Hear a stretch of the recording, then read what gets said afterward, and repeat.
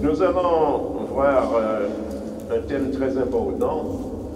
Il s'agit de la délivrance dans la vie chrétienne. Et moi, au nom de Jésus, nous renversons tout raisonnement et toute hauteur qui s'élève contre la connaissance de Dieu et nous amenons toute pensée captive à l'obéissance de Christ. Cela est conforme à la parole de Dieu dans 2 Corinthiens 10, au verset 5. Frères et sœurs, de nos jours, beaucoup trop de chrétiens vivent encore sous le contrôle et la dépendance des esprits démoniaques et ils semblent impuissants à s'en sortir. Lorsqu'on parle de délivrance, c'est qu'il y a des captifs. Or, Dieu veut que tous ses enfants soient heureux et vivent libres selon le projet qu'il a conçu et formé pour chacun, selon qu'il est écrit dans Jérémie 29, 11. D'autre part, il est écrit dans 1 Jean 3 et 8, « Le Fils de Dieu apparut afin de détruire les œuvres du diable. » Jésus est venu libérer ses enfants de la servitude, délivrer et sauver ceux qui vivent sous l'oppression de Satan et de ses démons. Vous trouvez ça dans Luc 4, 18, 19. La délivrance fait partie du combat spirituel. Qu'est-ce que c'est que la délivrance? La délivrance consiste à expulser un démon du corps humain par la prière. C'est le moyen par lequel Jésus opère pour expulser les démons et les esprits impurs, détruire les effets de la malédiction et briser les liens par lesquels le diable et ses démons retiennent captifs les enfants de Dieu. Dieu nous a donné autorité en son nom pour le faire. Mais pour bien comprendre cela et se libérer totalement des forces du mal, il est primordial de se rappeler d'abord la victoire éternelle de Jésus obtenue à la croix. Jésus a administré à Satan et à son royaume une défaite totale, éternelle et irréversible par son sang versé à la croix. Satan a été dépouillé une fois pour toutes de son pouvoir et de sa puissance. Comment? La Bible nous le révèle dans les 2 versets suivants. D'abord, Hébreux chapitre 2 au verset 14. Christ a pris notre condition humaine afin que par sa mort à la croix, il réduise à l'impuissance celui qui avait la puissance de la mort, c'est-à-dire Satan, le diable. Et le 2e verset, Jésus a dépouillé les principautés et les puissances. Il les a données en spectacle à la face du monde en les traînant dans son cortège triomphal. Frères et sœurs, douter de cette réalité ou la négliger conduirait à donner au prince des ténèbres un droit sur nous, tant l'influence qu'il exerce sur le monde est considérable.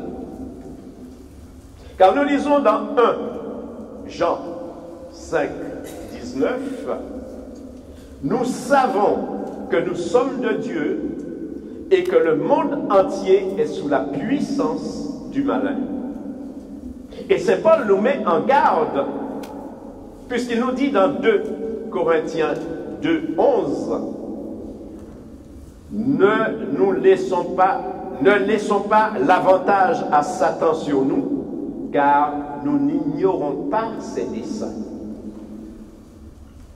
Nous n'ignorons pas ses desseins, en effet, parce que vous le savez tous, son but, ce n'est pas de nous aimer.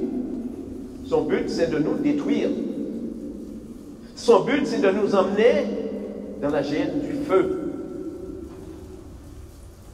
Satan, par ses mensonges, ne cesse en effet d'aveugler le monde et les enfants de Dieu pour leur faire oublier ce qui s'est passé à la croix, c'est-à-dire sa défaite.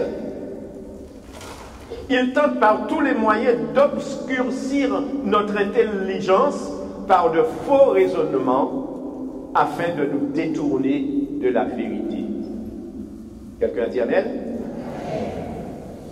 Qui sont ces démons qui cherchent sans relâche à s'installer dans l'homme et à l'oppresser?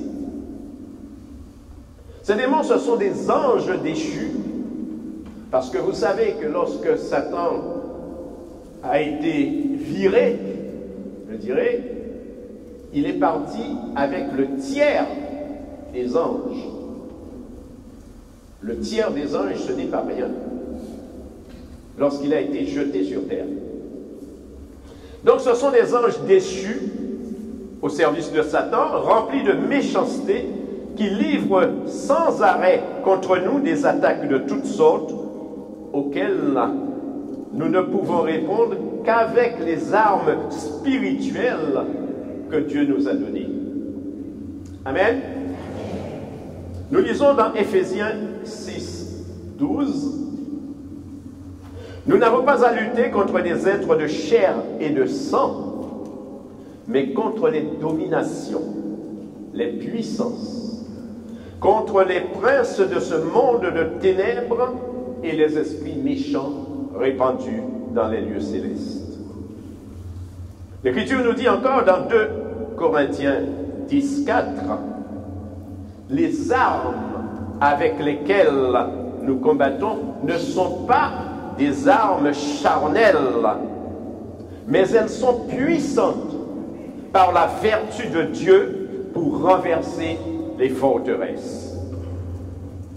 Forteresses de malédiction, de maladie, d'échecs à répétition, de dépression et toutes sortes de captivités que nous ne pourrons combattre que par la grâce de Dieu, à condition de nous tourner vers lui et d'utiliser ces armes spirituelles qu'il nous a données, entre autres, le puissant nom de Jésus, son précieux sang et le Saint-Esprit, appelé encore le droit du Père. Souvenez-vous de cela. Le Saint-Esprit est appelé le droit du Père. Amen. Quel est le but de ces esprits mauvais, de ces démons? Leur but, c'est de chercher à contrôler nos vies, nous oppresser, à s'opposer à la parole de Dieu et à l'œuvre de Christ. Bien qu'ils aient été définitivement vaincus à la croix, les démons sont encore assez puissants pour faire le mal, surtout lorsqu'on leur ouvre la porte en pratiquant le péché. Leur champ d'action est immense et ils ne visent pas seulement notre corps, mais ils agissent dans tous les domaines de notre vie. Vie spirituelle, vie professionnelle, financière, familiale. Il atteint notre santé physique, psychologique et mentale, car les démons n'ont aucune limite. Aucune limite, je dis bien. Nombreux sont les serviteurs de Dieu qui souvent sont combattus et en proie à la maladie physique ou à des obstacles de toutes sortes pour les empêcher d'accomplir les œuvres de Dieu. Amen. Comment les démons entrent dans nos vies? Mon frère, ma soeur,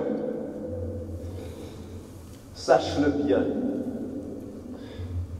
Satan et les démons n'ont de pouvoir que celui que tu leur donnes. Qu'est-ce que cela veut dire? Lorsque tu pêches, tu ouvres une porte qui permet à Satan et à ses démons d'entrer en toi. Quelqu'un dit Amen? Il profite de ton incrédulité, de tes faiblesses pour t'égarer, te manipulant en occupant tes pensées par des faux raisonnements et des mensonges, et ainsi il peut te détourner de la vérité. Amen. Si Jésus t'appelle par ton nom, Satan, lui, t'appelle par ton péché. Comprenez cela? Jésus va t'appeler par ton nom, mais Satan, c'est par le péché qu'il va t'appeler. Dès lors que tu lui ouvres une porte d'entrée par le péché, les démons commencent à te tourmenter et il dit « entre par divers moyens ». Ce que nous voyons et que nous écoutons, en regardant de mauvais films, en écoutant des musiques profanes, en nous nourrissant via les réseaux sociaux. Ce que nous pratiquons et ce que nous consultons, les horoscopes, les voyants, les sorciers, les marabouts, les féticheurs, etc., etc. Ceux qui véhiculent le mal, les disciples de Satan. Nos mains doivent être pures, a dit l'Écriture dans 1 Timothée 2,8. Je veux donc que les hommes prient en tout lieu, élevant des mains pures. Alors, ce qui sort de nos bouches, également, le livre des Proverbes nous dit, au chapitre 10, verset 19, « Celui qui parle beaucoup ne manque pas de péché, mais celui qui retient ses lèvres est un homme prudent. » Enfin, tout ce qui souille et détruit le corps dont je vous ai parlé tout à l'heure, le temple de l'esprit, par convoitise de la chair, ils sont liés par les démons qui conduisent à la débauche et souillent leur corps en se livrant à l'immoralité sexuelle, fornication, homosexualité, impudicité et tout autre type de perversion auquel il faut y ajouter bien souvent la violence et les addictions telles que l'alcool, la drogue, le tabac.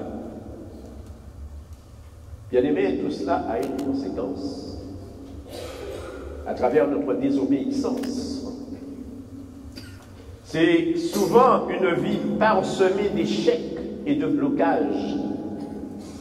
Célibat prolongé, vie familiale et conjugale tourmentée, discorde, divorce, problèmes d'infertilité, ennuis financiers, maladies à répétition, et la liste est encore longue. Ce sont des malédictions qui se transmettent souvent de génération en génération, et si les alliances passées avec les forces du mal ne sont pas rompues, l'absence de la crainte de Dieu,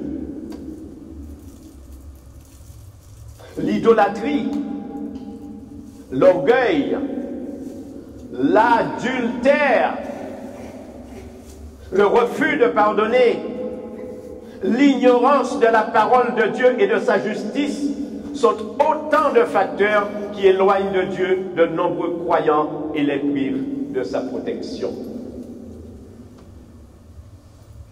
Comment en être délivré?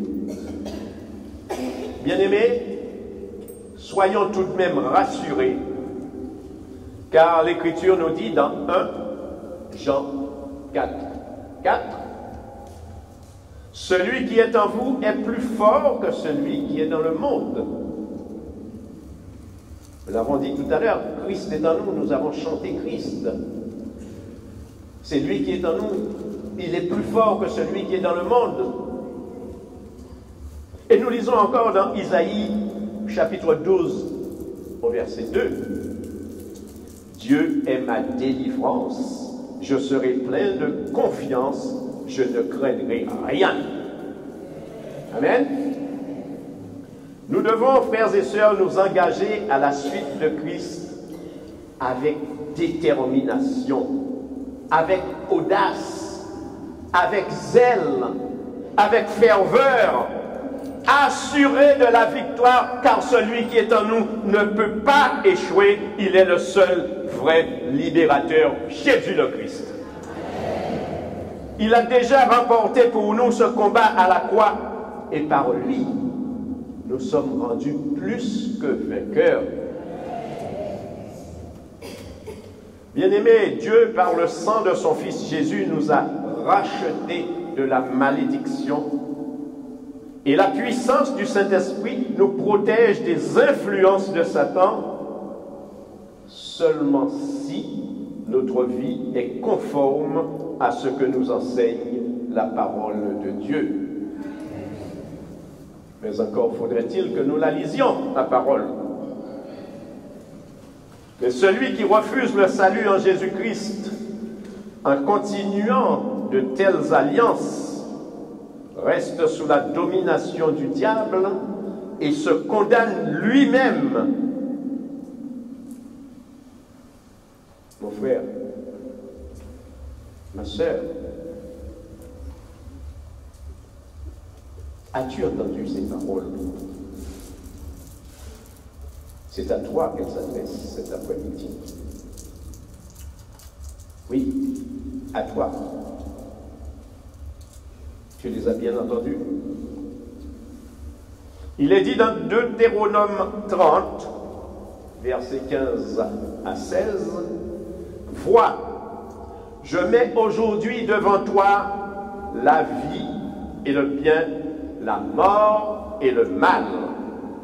Car je te prescris aujourd'hui d'aimer l'Éternel ton Dieu, de marcher dans ses voies et d'observer ses commandements, ses lois et ses ordonnances, afin que tu vives et que tu multiplies et que l'Éternel ton Dieu te bénisse. » Amen.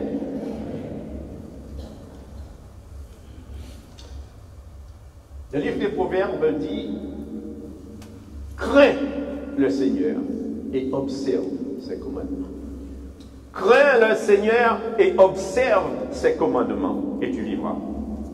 À toi d'accepter dès aujourd'hui d'être libéré de ces liens démoniaques pour te donner à Christ comme lui-même s'est livré pour toi à la croix. Il t'aime. Il t'aime. Il t'aime. Et il ne veut pas que tu te perdes. Lors de son ministère terrestre, Jésus a revêtu d'une puissante onction, annonçait la parole, si bien que les démons qu'il entendait s'agitaient et se manifestaient en sa présence, et Jésus les chassait par le droit du Père, dont je vous ai parlé tout à l'heure, c'est-à-dire le Saint-Esprit. Lorsqu'il envoya ses disciples, Jésus leur dit, « Voici les signes qui accompagneront ceux qui auront cru. En mon nom, ils chasseront les démons. » Marc 16, 17 à 18. De même, quand il envoya les 12 apôtres, il leur dit, « Guérissez les malades, ressuscitez les morts, purifiez les lépreux, chassez les démons. » Matthieu 10, 8. Bien-aimés, soyons certains que ce que Jésus a fait il y a plus de 2000 ans, il le fait encore cet après-midi dans cette assemblée, car il est resté le même hier, aujourd'hui et éternellement. Mon frère, ma soeur, j'aimerais te dire cet après-midi, toi qui as entendu et reçu la parole de Dieu dans ton cœur, c'est le moment d'activer ta foi afin que la puissance du Saint-Esprit se manifeste en toi et te libère. Mais il y a des conditions. Si tu acceptes de donner ta vie à Jésus dans la repentance, si tu acceptes de pardonner à ceux qui t'ont fait du mal, si tu renonces définitivement à toute alliance passée avec les forces du mal, si tu acceptes de te mettre en conformité avec la parole de Dieu, de te nourrir de ses sacrements, alors s'accomplira pour toi la prophétie annoncée dans Isaïe chapitre 58 au verset 8. Elle dit quoi? Alors ta lumière poindra comme l'aurore et ta guérison germera promptement. Ta justice marchera devant toi et la gloire de l'Éternel t'accompagnera. Amen. Alléluia.